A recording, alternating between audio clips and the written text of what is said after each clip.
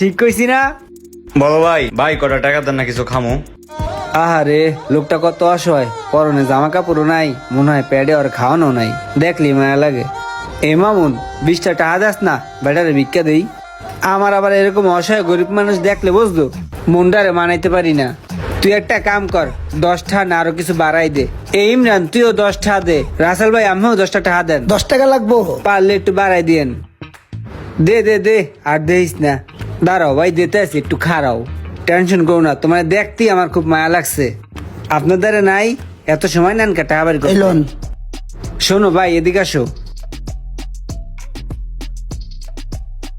এই লও, এইটা কসকসা আছে, বাকিটা আমি রাখলাম, ঠিক আছে? ওইটা তোমার আর এটা আমার। ভাই দিল তো 40 টাকা, 20 টাকা দিলেন কে?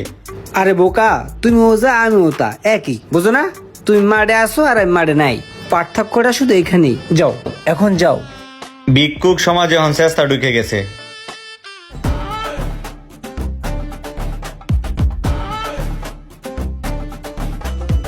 জানোস বন্ধু, বন্ধু বান্ধব যদি একসাথে মিললে খাওয়া দাওয়া ঘোরাফেরা না করা যায়, তাইলে কিন্তু জীবনের একটা ফিল নাই। বন্ধু বান্ধব একটু খামু দামু আড্ডা মাড্ডা দিমু, বন্ধুর পিছে বন্ধু একটু টাকা পয়সা খরচ করবো, এটাই তো জীবন, তাই না? অনেকে টাকা ছাড়া কিছুই বোঝে না। আরে টাকাই কি জীবনের সব? টাকার জন্য কি পৃথিবী? টাকা তো মানুষই কামায়, এই জিনিসটাই অনেক পোলাপাইনে বোঝে না। একটা ফিল বা লাইফ বা খা খা, বেশি করে খা। আর একটা দিমু।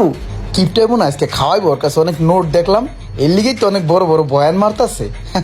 আজকে তোর কথাটা শুনে অনেক ভালো লাগলো, তুই অনেক পরিবর্তন হয়ে গেছিস রে বন্ধু। তুই যে আজকে এত নীতি নীতি কথা কইতাছস, ঝামেলাটা কি কদ একটু? আরে বেটা কি আর ঝামেলা, তুই সব সময় আমারে খোসাস, কোনো ঝামেলা নাই, খা। খাবারটা ভালো ছিল।